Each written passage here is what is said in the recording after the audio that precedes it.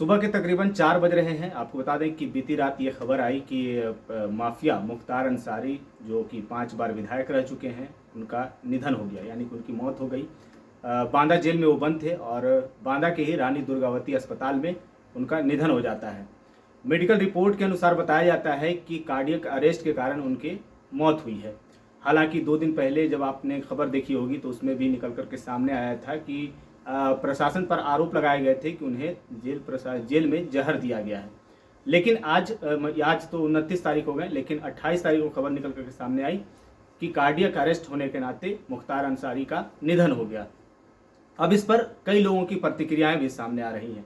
ऐसे में ट्विटर पर भी, यानी कि एक्स पर भी प्रतिक्रियाएं सामने आई हैं। समाजवादी पार्टी हो, तेजस्वी यादव हो, पप्पू यादव हो, चंद्रशेखर रावण हो, ये तमाम लोगों की प्रतिक्रियाएं सामने आई हैं। अभी तक जितनी प्रतिक्रियाएं सामने आई हैं, तो आपको बताएंगे कि समाजवादी पार्टी ने क्या कुछ बोला है। समाजवादी पार्टी की तरफ से ट्वीट किया गया, यानी कि पोस्ट किया गया एक्स पर, पूर्व विधायक श्री मुख्तार अंसारी जी का इंतकाल दुखद, ईश्वर उनकी आत्मा को शांति दे, शोकाकुल परिजनों को यह असीम दुख सहने का संबल प्राप्त हो, विनम्र श्रद्धांजलि। वहीं उसके बाद एक ट्वीट आता है पप्पू यादव का। पप्पू यादव का ट्वीट वैभव बताइए कि पप्पू यादव ने क्या कुछ कहा है। पप्पू यादव ने कहा है पूर्व विधायक मुख्तार अंसारी जी की सांस्थानिक हत्या हुई है ये, और कानून, संविधान, नैसर्गिक न्याय को दफन कर देने जैसा है ये। इसके साथ ही पप्पू यादव आगे कहते हैं कि सुप्रीम कोर्ट के मुख्य न्यायाधीश इसका स्वतः संज्ञान लें, उनके दिशा निर्देश में इस मामले की पूरी निष्पक्ष जांच हो। पप्पू यादव कहते हैं कई दिनों से वो आरोप लगा रहे थे, वो मतलब मुख्तार अंसारी, कि उन्हें धीमा जहर दिया जा रहा है। उनके सांसद भाई अफजल अंसारी ने भी आरोप लगाया था। देश की संवैधानिक व्यवस्था के लिए ये एक अमिट कलंक है। तो पप्पू यादव का कहना है कि मुख्तार अंसारी की सांस्थानिक हत्या हुई है। सुप्रीम कोर्ट के मुख्य न्यायाधीश टीवाई चंद्रचूड़ की निगरानी में इसकी निष्पक्ष जांच होनी चाहिए। तो जैसे कि पप्पू यादव ने एक बड़ा सवाल खड़ा किया है कि सांस्थानिक हत्या, क्योंकि उनके इस बयान को लेकर के काफ़ी ये कहा जा रहा है कि विवादित टिप्पणी उन्होंने कर दी है। तो मतलब इस तरीके से क्या लग रहा है कि इस तरीके से ट्वीट करना, जो मतलब पोस्ट करना इस समय सही है, सांस्थानिक हत्या का जो उन्होंने आरोप लगाया है? देखिए, ये बात तो पहले भी 2 दिन पहले भी सामने आई थी। 21 मार्च को मुख्तार अंसारी ने अपने वकील के जरिए एक चिट्ठी लिखी थी, एक पत्र लिखा था बांदा कोर्ट में, और उसमें उन्होंने कहा था कि 19 मार्च में जो उनको डिनर दिया गया था, रात का भोजन दिया गया था, उस भोजन में कोई विषैला पदार्थ शामिल था, जिसके बाद मुख्तार की तबीयत खराब हुई थी। आपको पता है बीते सोमवार को भी उनकी तबीयत खराब हुई थी, उनको ले जाया गया था मेडिकल कॉलेज, वहाँ पर वो रहे, उनका इलाज हुआ। इसके बाद शाम को 6 बजे उनको वापस जेल में शिफ्ट किया गया। उसके बाद फिर गुरुवार यानी कल रात में उनकी तबीयत फिर से खराब होती है, उनको उल्टी की शिकायत होती है, वो बैरक में अपने बेहोश हो जाते हैं। उनको तुरंत रानी दुर्गावती मेडिकल कॉलेज बांदा ले जाया जाता है, जहां पर डॉक्टर की टीम, 9 डॉक्टरों की टीम उनका इलाज करती है। हालांकि उन्हें बचाया नहीं जा सका। इसके बाद मेडिकल कॉलेज ने एक बुलेटिन जारी किया, उसमें बताया गया कि रात में 8:25 पर मुख्तार अंसारी ने अपनी अंतिम सांस ली, यानी उनकी मौत हो गई थी। देखिए, अब अभी तक जैसा कि सुबह के लगभग 4 बजने हैं, 4 से ज़्यादा ही बज गए हैं, लेकिन इस समय तक कांग्रेस की तरफ से भी कोई जो है ट्विटर हैंडल से पोस्ट नहीं हुआ है, यानी कि एक्स के हैंडल से पोस्ट नहीं किया गया है। वहीं हम बात करें तो अखिलेश यादव के पर्सनल हैंडल से भी कोई पोस्ट नहीं हुआ है, हालांकि समाजवादी पार्टी की तरफ से किया गया है। और इसके बाद है चंद्रशेखर रावण, भीम आर्मी चीफ जो हैं, उन्होंने भी जांच की मांग की है। क्या कुछ ट्वीट है? भीम आर्मी चीफ और आजाद समाज पार्टी के मुखिया हैं चंद्रशेखर आजाद, जिनको रावण भी कहा जाता है। उन्होंने कहा है पूर्व विधायक मुख्तार अंसारी जी की आकस्मिक निधन बेहद दुखद, मैं विनम्र श्रद्धांजलि अर्पित करता हूं। मेरी संवेदनाएं उनके परिजनों और समर्थकों के प्रति हैं। प्रकृति उन्हें यह असीम दुख सहने की शक्ति प्रदान करे। पूर्व में ही उन्होंने अपनी हत्या की आशंका व्यक्त की थी। मैं माननीय उच्च न्यायालय उत्तर प्रदेश से उनकी मृत्यु की सीबीआई जांच की मांग करता हूं। तो रावण का यह कहना है कि मुख्तार अंसारी की मौत की सीबीआई जांच होनी चाहिए, इलाहाबाद हाईकोर्ट की निगरानी में।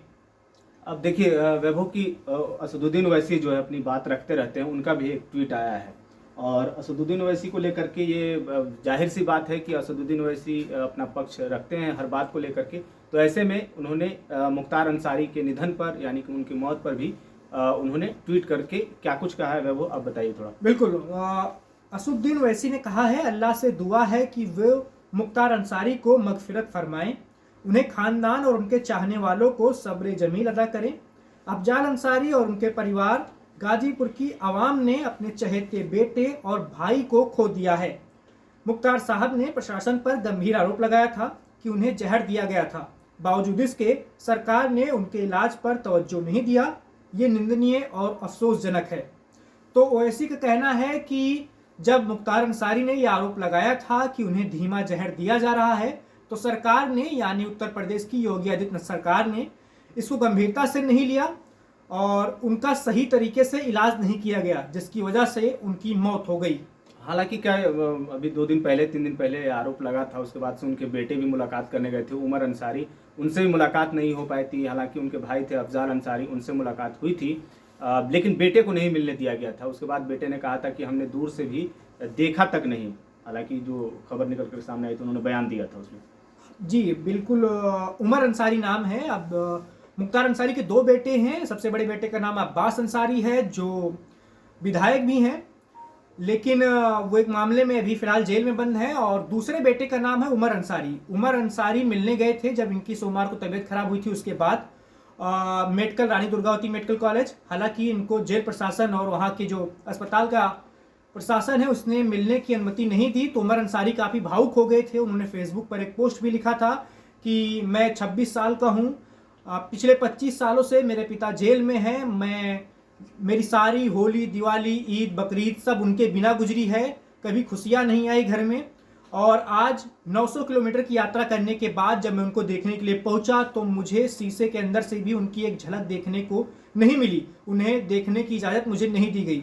तो उमर अंसारी का ये कहना है। बता दें, उमर अंसारी बांदा पहुंच चुके हैं, आधी रात में ही वो पहुंच गए हैं। उन्होंने कहा है कि कल मतलब अभी जो सुबह होने वाली है शुक्रवार की, वहाँ उस दिन 3 डॉक्टरों का पैनल मुख्तार अंसारी का पोस्टमार्टम करेगा। उसके बाद ज़्यादा संभावना है कि गाजीपुर के मोहम्मदाबाद में एक कब्रिस्तान है, जो इनका पारिवारिक कब्रिस्तान है अंसारी परिवार का, वहाँ पर मुख्तार अंसारी सुपुर्दे खाक किए जाएंगे। अब देखिए, मुख्तार अंसारी की जैसी खबर निकल कर सामने आई कि उनकी मौत हो गई, उनका निधन हो गया है, तो उसके बाद से घर पर, उनके जो गाजीपुर में उनका घर है, वहाँ भी लोगों का तांता लगने लगा। उसके बाद लोग इकट्ठा होने लगे।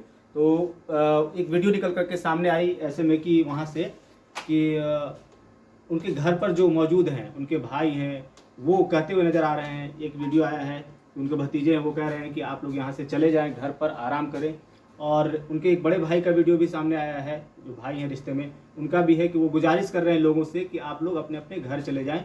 ये मुश्किल वक्त है अंसारी परिवार के लिए, तो आप लोग शांति बनाए रखें और अपने अपने घर को लौट जाएं। मुख्तार अंसारी के जो चाहने वाले हैं, उनके जो समर्थक हैं, वो गाजीपुर और मऊ जैसे इलाकों में इकट्ठा हो रहे हैं, मुख्तार अंसारी जिंदाबाद के नारे लगा रहे हैं। जाहिर सी बात है, मुख्तार अंसारी बड़ा नाम थे पूर्वांचल में, 5 बार विधायक चुने गए लगातार। मऊ विधानसभा सीट से 1996 से 2022 तक वो विधायक रहे।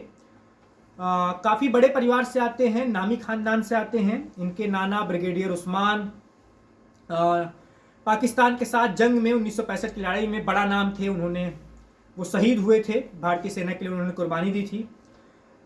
इनके दादाजी जो थे वो भारतीय राष्ट्रीय कांग्रेस के अध्यक्ष रह चुके थे आज़ादी के पहले। इनके पिता, मुख्तार अंसारी के पिता, कम्युनिस्ट पार्टी के बड़े नेता थे। हामिद अंसारी जो देश के पूर्व राष्ट्रपति हैं, 2007 से 2017 तक वो उपराष्ट्रपति थे, माफ़ कीजिएगा, हामिद अंसारी, वो इनके रिश्ते में चाचा लगते हैं।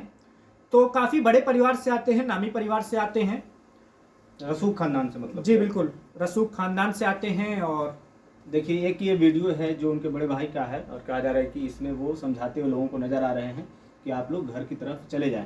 हालांकि अभी तक कांग्रेस की तरफ से कोई प्रतिक्रिया सामने नहीं आई। अब देखना होगा कि सुबह में जब मतलब कि सुबह होता है 8-9 बजते हैं, उस समय क्या कुछ आता है, अखिलेश यादव का क्या प्रतिक्रिया आता है, बीजेपी की तरफ से भी हो सकता है वैभव की प्रतिक्रिया सामने आए। क्या लग रहा है आपको? बिल्कुल, अभी तक तो कोई प्रतिक्रिया सामने नहीं आई है। हालांकि जो पुलिस मुख्यालय है लखनऊ में, वहाँ से लगातार दिशा निर्देश जारी किए जा रहे हैं। उत्तर प्रदेश इस वक्त हाई अलर्ट पे है, खासकर पूर्वांचल के मऊ और गाजीपुर में तो धारा 144 लागू कर दी गई है। बांदा की सारी सीमाएं भी सील कर दी गई हैं, सारे वाहनों की चेकिंग की जा रही है जो सीमा आर पार कर रहे हैं।